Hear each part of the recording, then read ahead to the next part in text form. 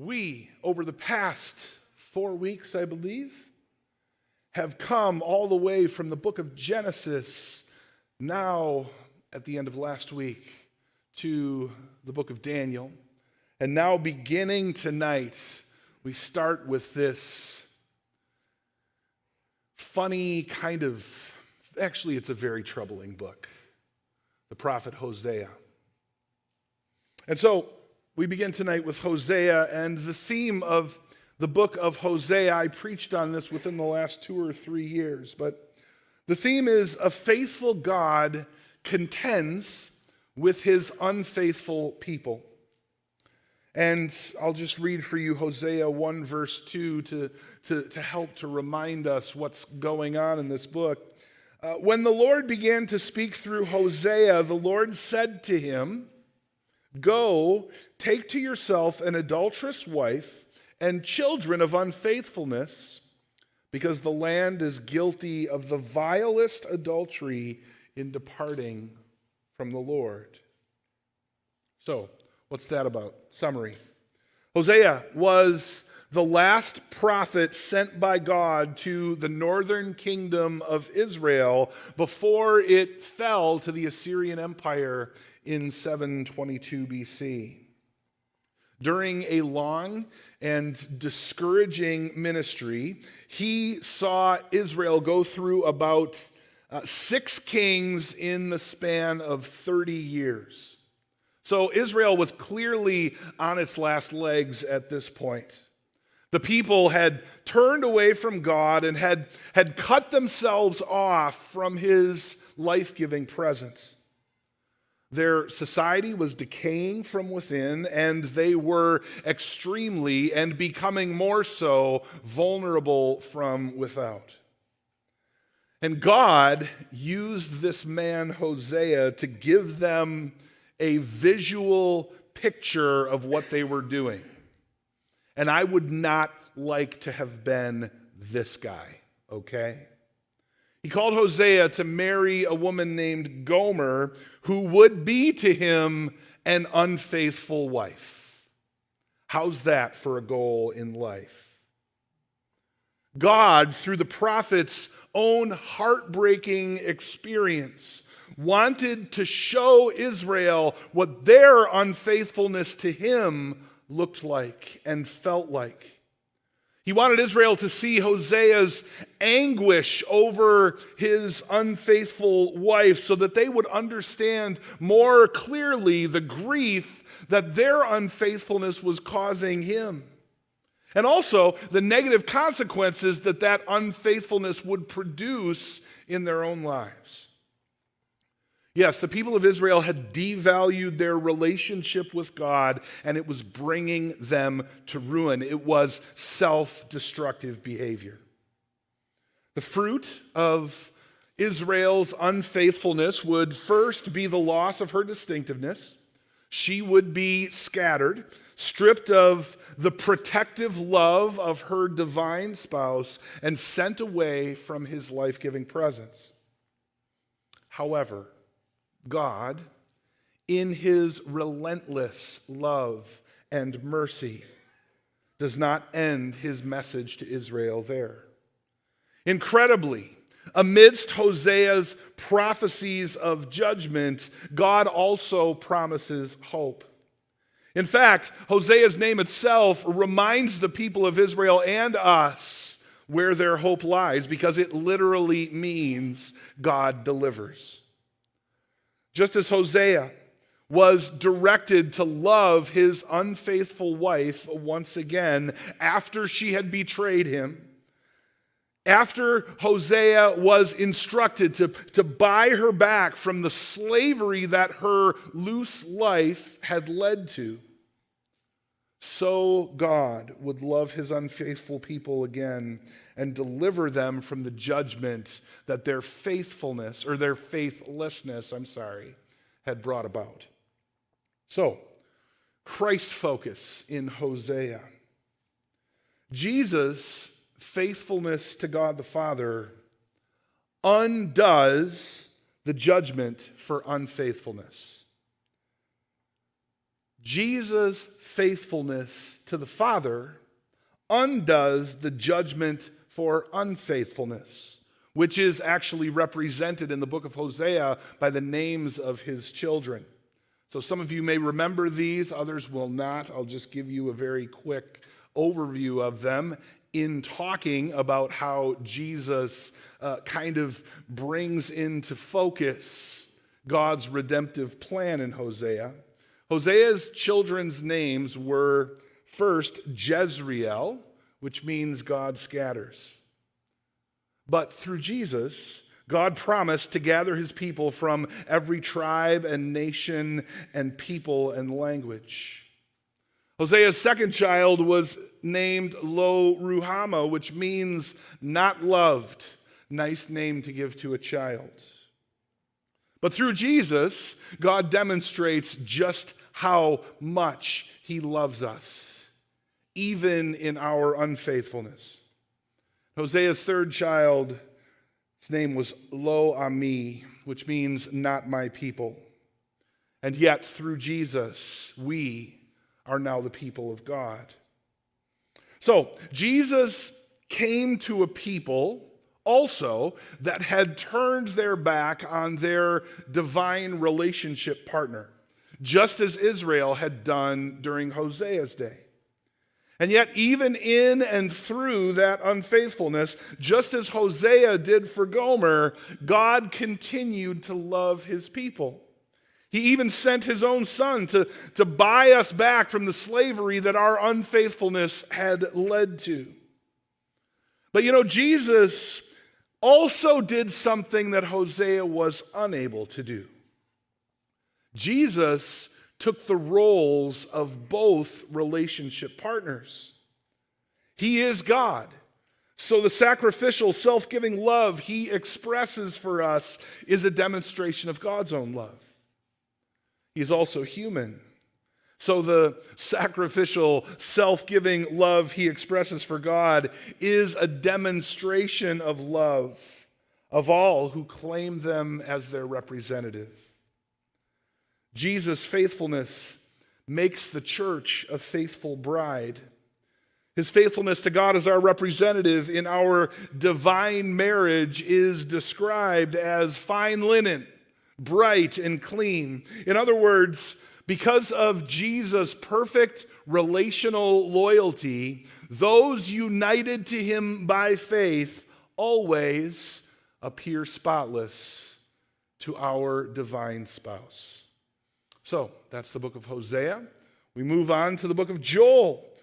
The theme in Joel is that the day of the Lord is coming and brings judgment before restoration. Excuse me. Joel 1 verse 15. Alas for that day, for the day of the Lord is near. It will come like destruction from the Almighty. Summary. The prophet Joel ministered during a time when both severe drought and a locust plague were ravaging the land. God's people had at this time evidently come to assume that God's blessing in their lives was some kind of a right, something to be taken for granted, something that just would come and would never stop, no matter how corruptly they lived. So God reminded them by means of these natural disasters that their abundant life was realized only in relationship with him. When that relationship was ignored or allowed to fade, then the protective barriers against death and destruction were lowered. The enemies of life could charge in. And in the book of Joel, this phenomenon is called the day of the Lord. It's a day when the consequences of turning away from God and ignoring the need for his salvation are realized. The prophet Joel saw these immediate disasters of drought and locust plague as vivid reminders of the coming day of the Lord, when God's judgment would come not just on a local scale, but on a global scale. Everyone on earth would come to a place called Jehoshaphat, which means the Lord judges.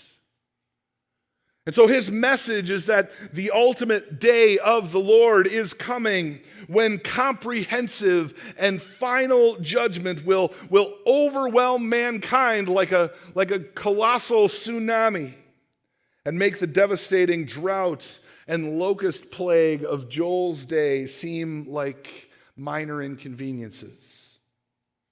When the day of the Lord comes to pass, the only island of life in a sea of death and destruction will be found in relationship with God.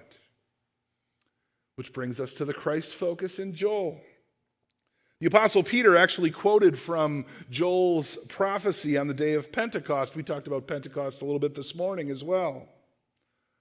The day of Pentecost, after Jesus' resurrection and ascension, he proclaimed that Jesus' death on the cross was our day of the Lord, when God's judgment for disobedience was experienced on our behalf by our divine representative. Joel told God's people of his day that the disasters they were experiencing were the natural result of abandoning God, and their purpose was to remind the people that their life was found in God and God alone. On the coming final day of the Lord, when all nations gather before the Lord for judgment, the one and only criterion that will hold any sway before the judge of all the earth will be a relationship with him. Those who have such a relationship through faith in Jesus Christ will enjoy the life that flows from that relationship. Those who don't have that relationship will experience the dire consequences. We just spoke it in the words of the Apostles' Creed. Jesus will come to judge the living and the dead. The day of the Lord is coming. Joel sees multitudes in the valley of decision. Those who decide to turn to God for life through faith in his Son will have nothing to fear on that day. They will be safe and secure in the stronghold of his love. Thanks be to God for that. Joel makes way for the prophet Amos, whose theme is God judges his people for their social injustice. Amos 5:24 is probably the most familiar verse in the book of Amos. But let justice roll on like a river, righteousness like a never-failing stream. So, what was going on during the time of Amos? Amos was this blunt, no-nonsense kind of guy. He cared nothing for political correctness or sensitivity, I don't think. He was a hard-working, blue-collar guy from the countryside. And God sent him to the northern kingdom around 750 BC to deliver an unambiguous and blunt message. God's people at that time were enjoying a lot of good things. The economy was booming, the nation seemed secure, and life for them was pretty easy.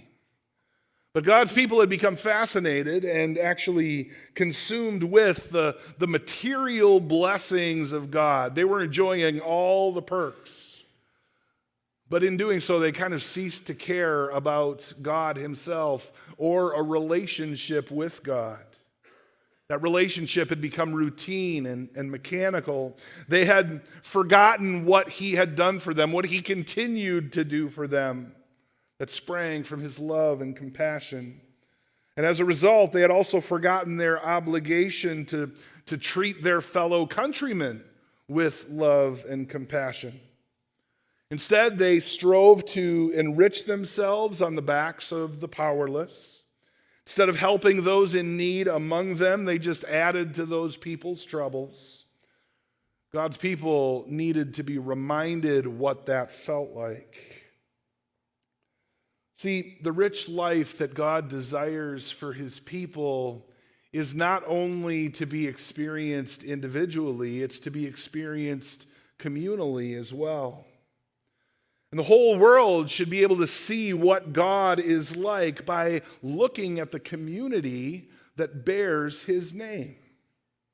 Well, in Amos's day, other nations were not getting the right picture of God by looking at Israel. In Israel, there was corruption and indulgence and immorality and oppression of the poor. And of course, those things communicated exactly the wrong message about God, and God was angry about it. It was time for some reminders to his people about how powerless they truly were apart from his gracious care. In one generation from Amos's time, the northern nation of Israel would be conquered, and their injustice and unrighteousness would be swept away, along with that of most of their neighbors. But God is unfailingly gracious. Though Israel would have to experience judgment, God would still deal mercifully with them. Amos ends his prophecy with a promise of restoration. He sees this distant day when the people of God would be gathered once again under a Davidic king. Only this new people would include people from other nations and other tribes, and their relationship with God would never again be broken. This time of restoration will culminate in a restored creation so fruitful that the harvesters won't be able to keep up. Which brings us to our Christ focus in Amos. Jesus came to establish that new community of God's people. Unlike the people in Amos's day, this new community would be characterized by justice and righteousness, and it would clearly demonstrate the attributes of God's own character. In his Sermon on the Mount, Jesus described in practical detail what this kind of life looks like. But he went far beyond mere description. Jesus actually lived out the truths that he taught. He demonstrated what it looked like to live a life that reflected God's character. Jesus communicates by his words, his actions, his emotion, God's attributes of love and justice and mercy and compassion. And he also does this on our behalf.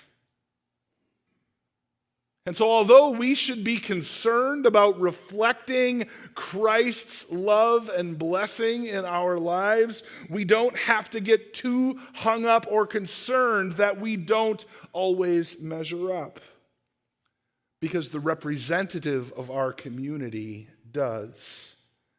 And he sends us his Spirit to guide us into that kind of human existence as well. Obadiah. Theme.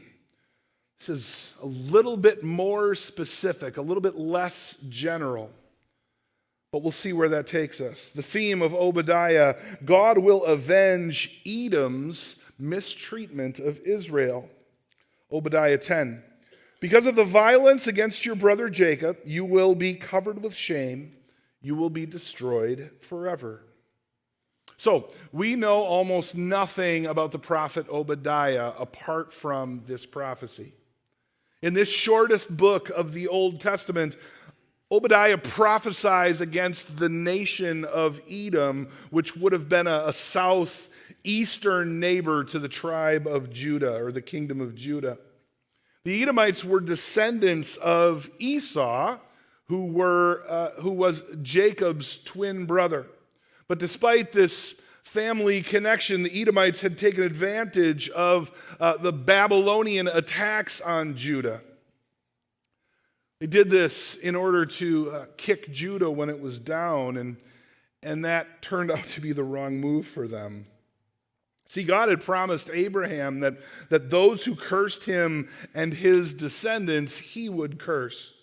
And so when the Edomites took this stand against God's people, they were standing against God himself. And none of the things they trusted in, whether it was their mountain stronghold or their allies or their supposed wisdom, they were supposed to be very wise, or their military strength, none of that stuff would be able to save them when God turned his attention toward them for vengeance. Edom would be totally destroyed, and Edom's judgment points toward God's judgment upon all nations.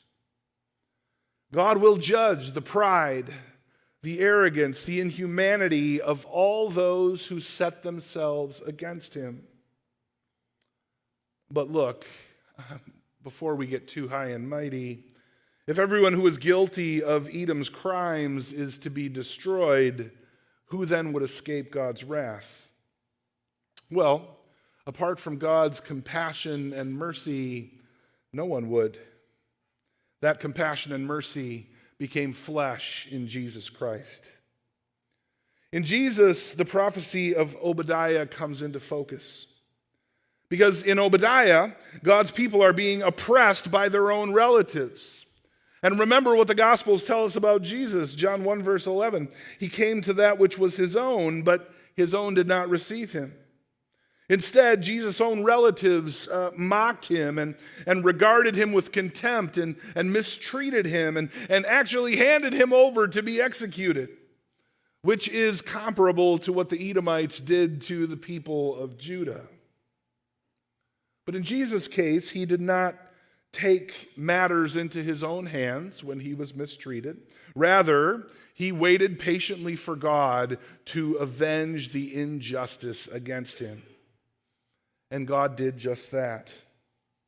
In one act of vengeance, God unleashed his full judgment. He unleashed his full judgment on everyone who had or ever would set themselves against him. But the one who would bear the judgment was the only one who didn't deserve it. Jesus bore the vengeance of God against Edom's sin and our sin. And by satisfying God's vengeance, Jesus provides the way of deliverance for prideful and arrogant and inhumane people like us. And God proves that his vengeance has been satisfied by raising Jesus from the dead. So when we put our faith in Jesus, his experience of divine judgment becomes ours also. And we die with him on the cross. Then, together with him, we are raised to new life, no longer as enemies of God, but as his own people. Jonah. Theme.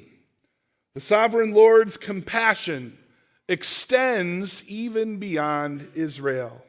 Jonah 4, verses 1 and 2. But Jonah was greatly displeased and became angry. He prayed to the Lord, "O Lord, is this not what I said when I was still at home? That is why I was so quick to flee to Tarshish. I knew that you are gracious and compassionate God, slow to anger and abounding in love, a God who relents from sending calamity." What's that all about? Well, Assyria was a kingdom that for Israel, and actually probably many other nations as well, was perhaps the most hated in all of history. The Assyrians were just ruthless terrorists that frightened others into submission by the horrible, horrible things, unspeakable things that they did to anybody who opposed them. Now, we would certainly expect to read something about God's judgment on this nation here.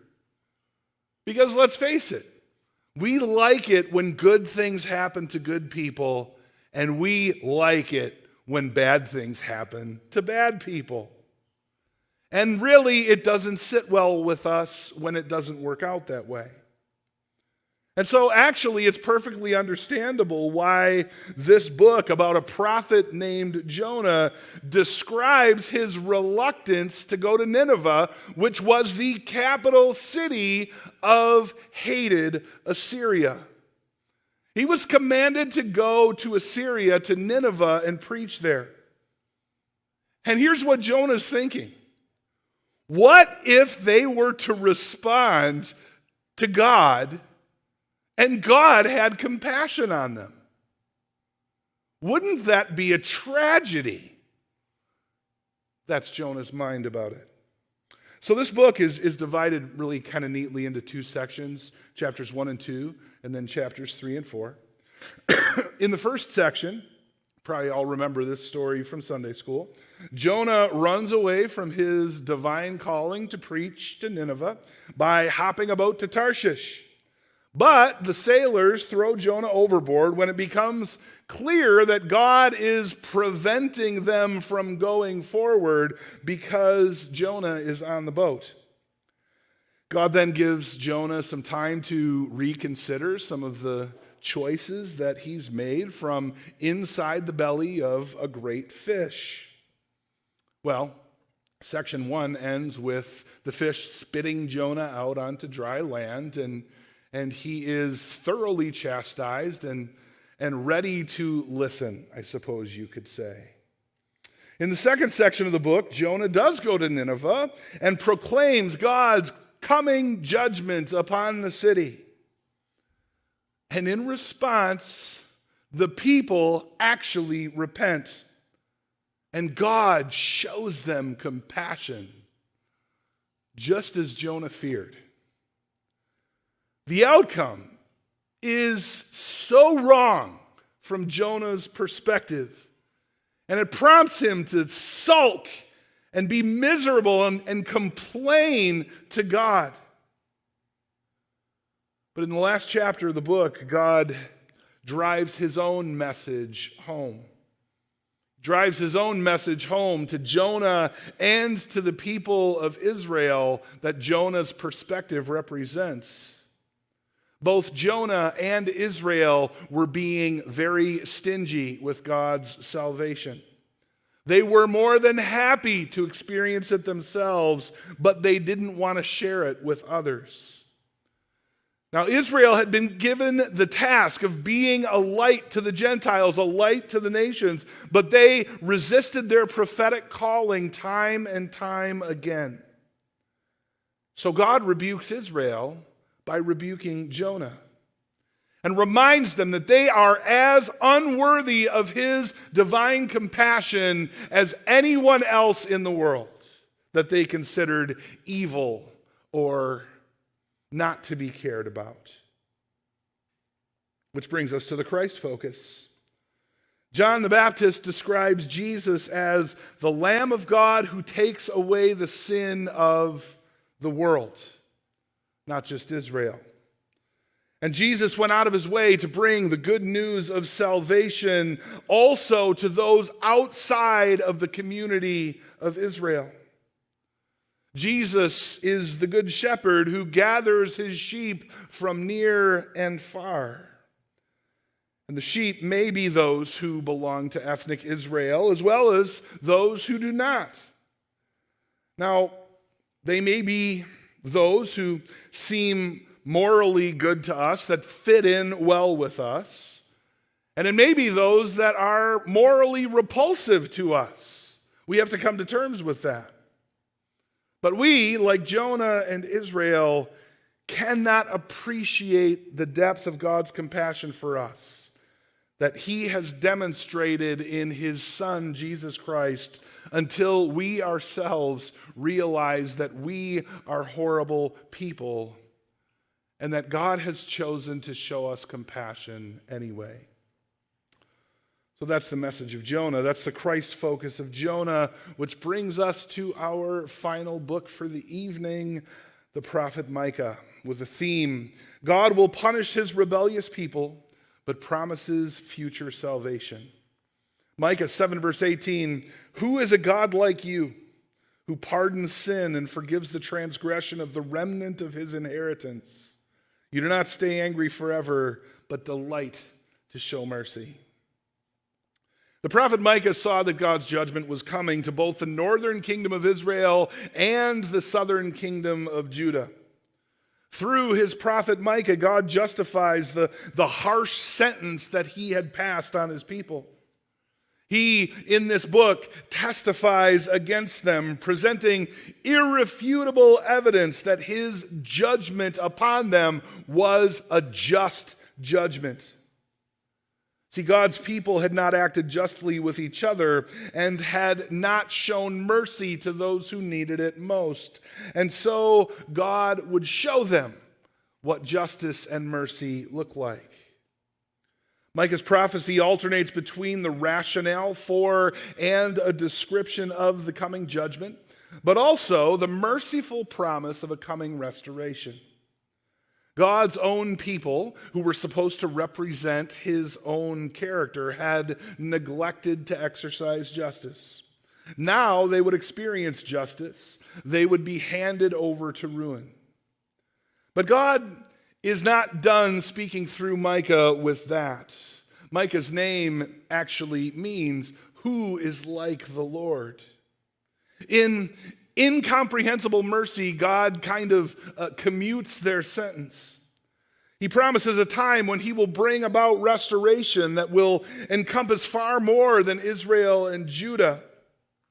That many nations would come to the Lord in order to learn his ways. The new expanded people of God would be led by a just and merciful shepherd. And under his guidance and care, his new community would live both securely and eternally. Micah's prophecy of judgment was fulfilled in part when God's people were conquered and removed from the promised land. And Micah's promise or prophecy of merciful restoration was fulfilled in part years later when a Persian king allowed them to return to their homeland. But God's judgment against injustice and his mercy in the face of mercilessness would be realized more fully when the just and merciful shepherd arrived. Jesus came to bear fully the judgment for human injustice and mercilessness. He is the one from Bethlehem who would be our peace. Because unlike every human kingdom, the realm of this different kind of ruler would be based on and characterized by justice and mercy. In an amazing display of mercy and to satisfy the demands of justice, perfectly righteous Jesus took the judgment for our unrighteousness upon himself. Jesus bears the judgment that we deserve so that we can experience God's mercy. So, now that our time has been served, our record has been expunged, and our citizen rights have been restored by our merciful, righteous representative, you and I no longer need to fear judgment. After laying the foundation for justice, our merciful shepherd returned to the Father until a future time when God's promised eternal restoration would be fully realized. And to that I say, come, Lord Jesus, come. And that's where we end up tonight.